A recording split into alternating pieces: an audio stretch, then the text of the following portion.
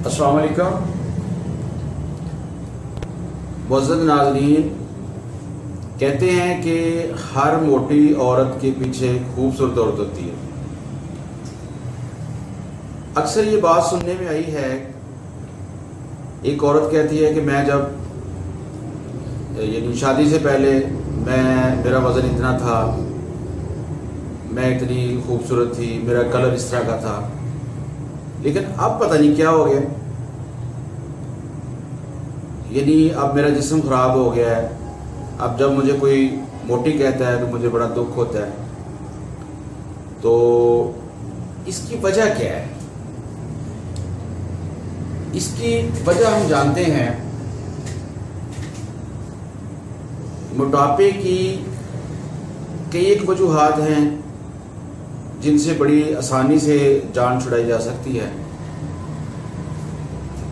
एक खामद ने अपनी बीवी का इल्म चेक करने के लिए उससे एक ग्रामर का सवाल पूछा। खामद ने कहा कि ये बताओ कि जो फिक्रा मैं आपसे पूछने वाला हूं ये फेल हाल का है या फेल माजी का? बीवी ने कहा पूछे। खामद कहता है ये बताओ कि मैं बहुत ही खूबसूरत हूं, ये फिक्रा फेल हाल का है या फेल माजी का? तो बीवी झट से बोली और कहने लगी फेल माजी का। खामद हैरान हुआ, उसने कहा कि ये कैसे? उसने कहा जनाब आप खूबसूरत थे, खूबसूरत है नहीं। तो लिहाजा खामद जो फिक्रा पूछ रहा था वो ग्रामर चेक करने के लिए, उसके ग्रामर का इल्म चेक करने के लिए पूछ रहा था, और उसकी बीवी उसकी फजीक तारीफ। अब नाज़रीन हम चलते हैं मोटापे की वजूहात की तरफ कि इसकी वजूहात क्या है। तो सबसे पहले जो इसकी वजह मेरे ज़हन में आती है वो है आराम तलबी की ज़िंदगी, जिसको हम तान आसानी भी कह सकते हैं। और इस आराम तलबी की ज़िंदगी को हम इस तरह डिफ़ाइन कर सकते हैं कि एक आदमी खाना खाता है और बैठ जाता है, दफ्तर जाना हो तो पैदल चलने की बजाय मोटर बाइक या गाड़ी इस्तेमाल करता है, या खाना खाया तो टीवी के सामने बैठ गए, बाज़ार से कोई चीज़ लानी है तो मुलाजिम को कह दिया जी आप ये कर लें वो कर लें, यानी खुद से उठ के कोई काम नहीं करना और लेटे रहना, बैठे रहना, टीवी देखते रहना, ये है आराम तलबी की ज़िंदगी। तो जिसके बारे में इल्लामा इकबाल रहमतुल्लाह ने भी कहा है कि खून के आंसू रुलाती है जवानों की तन आसानी। तो ये तन आसानी जो है, ये आराम तलबी की ज़िंदगी जो है, ये मोटापे की एक बहुत बड़ी वजह है। अब नंबर 2 पे आ जाती है जीन्स। मोटापे की दूसरी बड़ी वजह जो है वो जीन्स है। अब यानी जेनेटिक प्रॉब्लम की वजह से, जैसे हमने देखा है कि बच्चे वालिदैन की आदतें सीखते हैं, जिस तरह वालिदैन चलते हैं उस तरह उनके बच्चे अमूमन उनकी चाल वैसी होती है। ठीक है, बच्चे वालिदैन से आदतें सीखते हैं, उनके खाने पीने की पसंद नापसंद।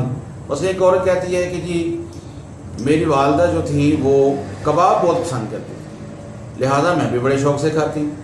तो यानी ये वालिदैन की आदतें जो हैं ये बच्चों में कन्वर्ट होती हैं, और इस तरह बच्चे जो हैं वो मोटापे का शिकार होते हैं। तो ये कहा जाता है कि जिस फैमिली के अंदर मोटापा चल रहा हो उसके जो बच्चे हैं वो 2 से 8% बाकी लोगों की निस्बत ज़्यादा मोटापे का शिकार होते हैं। ठीक है जी। इसके बाद आ जाते हैं हार्मोन्स।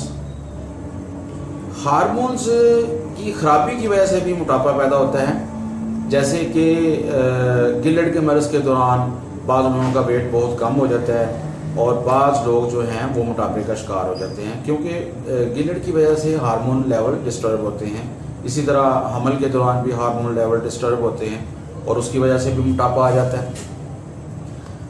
اب ہم دیکھتے ہیں کہ کچھ ادویات ایسی ہیں جن کی وجہ سے موٹاپا پیدا ہوتا ہے۔ تو یہ ادویات جو ہیں یہ ان سے بھوک بہت زیادہ لگتی ہے اور مریض ضرورت سے زیادہ کھا لیتا ہے، اس کو پیاس بہت زیادہ لگتی ہے، وہ پانی زیادہ پیتا ہے اور اس کی وجہ سے مریض کے اندر موٹاپے کا مرض آ جاتا ہے۔ تو ان میں سے بہت ساری ادویات جو ہیں جیسے اسٹیرائڈز وغیرہ، ہارمونز وغیرہ اور کنٹراسیپٹیو میڈیسن جو ہیں، اس طرح کی یہ میڈیسن جو ہیں ان کی وجہ سے موٹاپے کا مرض جو ہے وہ زیادہ ہوتا ہے۔ اس کے بعد جو وجہ آتی ہے وہ ہے جذباتی عوامل۔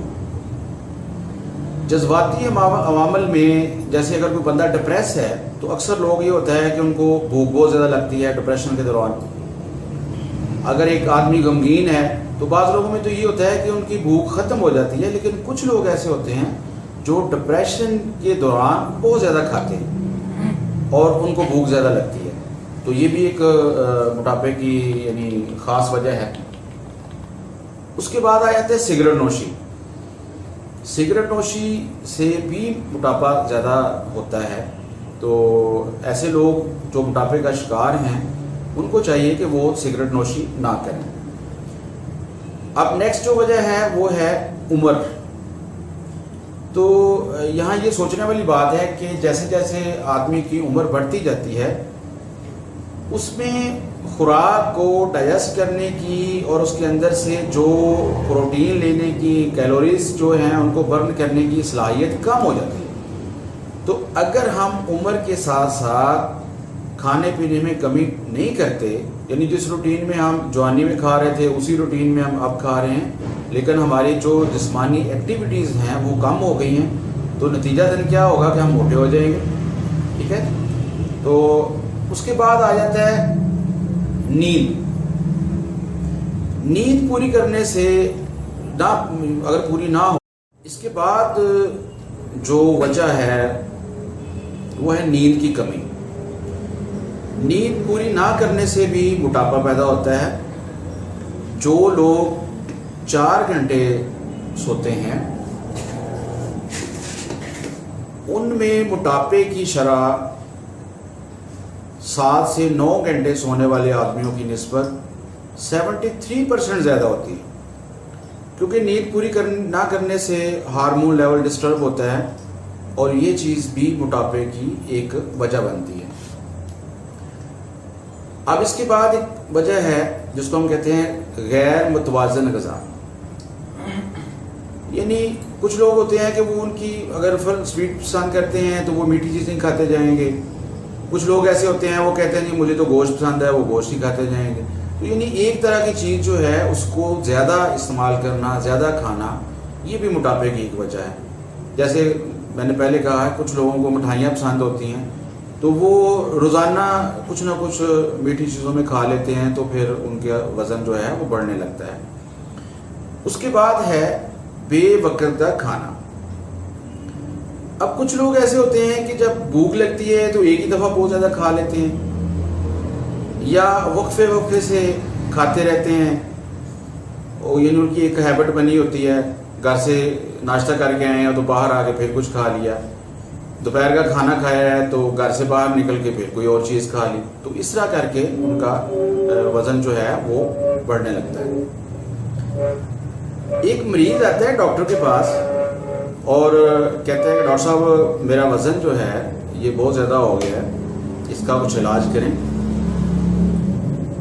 تو ڈاکٹر صاحب نے کہا کہ جی آپ ٹھیک ہو سکتے ہیں،